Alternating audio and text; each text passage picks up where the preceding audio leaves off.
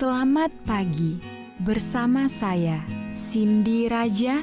Mari awali aktivitas dan pelayanan Anda melalui renungan pagi. Yesus, nama di atas segala nama. Yesus adalah Alfa dan Omega, pencipta langit dan bumi, pemberi setiap pemberian yang baik dan sempurna, dan pemikul beban besar kita. Kepada mereka yang hancur oleh dosa, Dia adalah juru selamat yang sempurna, perantara yang agung, perantara yang maha kuasa, dan kapten keselamatan kita. Ditulis oleh Ellen G. White bersama Pendeta Denny Kanajo. Selamat mendengarkan. Shalom, selamat pagi para pendengar yang diberkati oleh Tuhan dimanapun Anda berada saat ini. Kita akan sama-sama mendengarkan firman Tuhan melalui audio renungan pagi pada tanggal 27 September 2024 dengan judul Pengantara Agung.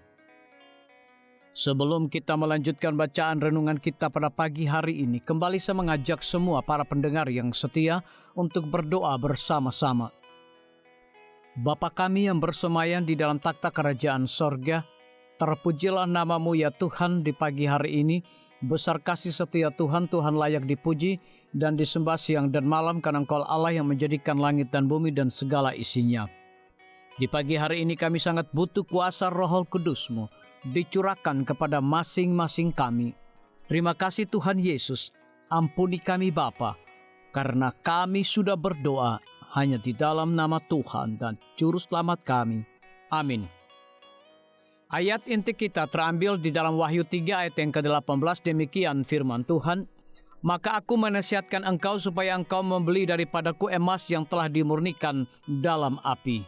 Mari kita ikuti penjelasannya. Kiranya pertanyaan yang serius ini diperhatikan oleh setiap orang yang menjadi anggota gereja kita. Bagaimana saya berdiri di hadapan Allah sebagai seorang yang mengaku pengikut Kristus? Apakah terang saya bersinar kepada dunia dalam pancaran yang terang, benderang, dan stabil? Sudahkah kita sebagai umat yang telah mengambil sumpah pengabdian kepada Tuhan, mempertahankan persekutuan kita dengan sumber segala terang? Bukankah gejala kemerosotan dan kebusukan yang memprihatinkan sangat terlihat di antara gereja-gereja Kristen saat ini? Kematian rohani telah menimpa banyak orang yang mana seharusnya menjadi teladan semangat, kemurnian, dan pengabdian. Perbuatan mereka berbicara lebih nyaring daripada pengakuan mereka dan menjadi saksi terhadap kenyataan bahwa satu kekuatan telah memutus tali yang mengikat mereka kepada batu karang abadi dan mereka terhanyut tanpa kompas ataupun peta. Saksi yang setia itu ingin memulihkan kembali berbahaya, di mana orang-orang yang mengaku mengenalnya dia berkata, namun demikian aku mencela engkau, karena engkau telah meninggalkan kasih-Mu yang semula. Sebab itu ingatlah betapa dalamnya engkau telah jatuh, bertobatlah dan lakukanlah lagi apa yang semula engkau lakukan. Jika tidak demikian, aku akan datang kepadamu dan aku akan mengambil kaki dianmu dari tempatnya. Jikalau engkau tidak bertobat, Kristus akan berhenti menyebut nama orang-orang yang gagal berpaling kepadanya dan melakukan kembali pekerjaan mula-mula mereka. Dia tidak akan lagi menjadi perantara bagi mereka di hadapan Bapa. Namun tentang mereka yang ditegurnya, bukanlah tanpa harapan. Itu bukanlah di luar kekuatan Sang Pengantara Agung. Dia berkata, aku menasihatkan engkau, supaya engkau membeli daripadaku emas yang telah dimurnikan dalam api, agar engkau menjadi kaya dan juga pakaian putih, supaya engkau memakainya, agar jangan kelihatan ketelanjanganmu yang memalukan, dan lagi minyak untuk melumas matamu, supaya engkau dapat melihat.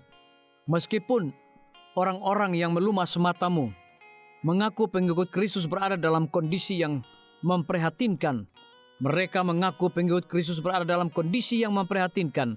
Mereka belum berada dalam keputusasaan seperti gadis-gadis bodoh yang padam pelitanya, yang tidak ada waktu untuk mengisi bejana mereka dengan minyak.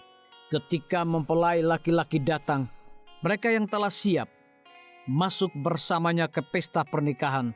Tetapi ketika gadis-gadis bodoh itu datang, pintunya sudah tertutup dan mereka terlambat untuk mendapatkan jalan masuk. Tetapi nasihat dari saksi yang setia bukankah untuk menunjukkan kasus mereka yang suam-suam kuku sebagai tanpa harapan? Masih ada kesempatan untuk memperbaiki keadaan mereka, dan pekabaran Laodikia penuh dengan dorongan karena gereja yang murtad masih dapat membeli emas iman dan kasih, masih dapat memiliki jubah putih kebenaran Kristus. Disalin dari Majalah Review and Herald 28 Agustus 1894. Renungkan lebih dalam, apakah saya mengetahui kondisi rohani jiwa saya yang sebenarnya? Biarlah bacaan renungan kita saat ini akan menjadi berkat bagi kita semua. Kembali saya mengajak semua para pendengar yang setia untuk berdoa bersama-sama. Bapa kami yang bersemayam di dalam takhta kerajaan sorga, terima kasih Tuhan Yesus, oleh karena firman-Mu pada pagi hari ini memberikan berkat, kekuatan, sukacita rohani bagi pertumbuhan iman kami masing-masing. Pada saat ini Tuhan, kembali hamba-Mu berdoa untuk pemerintah kami. Tuhan memberkati Bapak Presiden bersama Wakil Presiden, para menteri dan seluruh stafnya. Bapak Gubernur bersama wakil, Bapak Bupati bersama wakil, Bapak Wali Kota bersama wakil, camat dan seluruh stafnya, kepala desa, lurah, RT, RW, dimanapun mereka berada saat ini. Tuhan lindungi mereka, pelihara mereka, curahkan mereka hikmat pengetahuan sorga, kekuatan kesehatan, agar mereka dapat menjalankan roda pemerintahan boleh sesuai dengan amanah dan titah Tuhan sendiri. Tidak lupa juga kami menyerahkan pimpinan-pimpinan organisasi gerejawi Tuhan dari tingkat yang tertinggi sampai kepada seluruh gembala jemaat. Tuhan urapi mereka, Tuhan berkati mereka. Mereka sangat butuh kuasa Roh Kudus dalam pelayanan mereka setiap hari. Para tim medis, Tuhan berkati dokter umum, dokter spesialis, perawat bidan, para apoteker, dan semua yang memberikan waktu dan tenaga mereka melayani di rumah sakit, puskesmas, bahkan pustu kepada setiap para pasien yang datang membutuhkan pertolongan pelayanan mereka. Engkau berikan mereka sukacita sorga, roh dedikasi yang tinggi, agar mereka dapat memberikan pelayanan yang terbaik, sehingga dengan bantuan dan jamahan Tuhan, semua para pasien dapat memperoleh kesembuhan.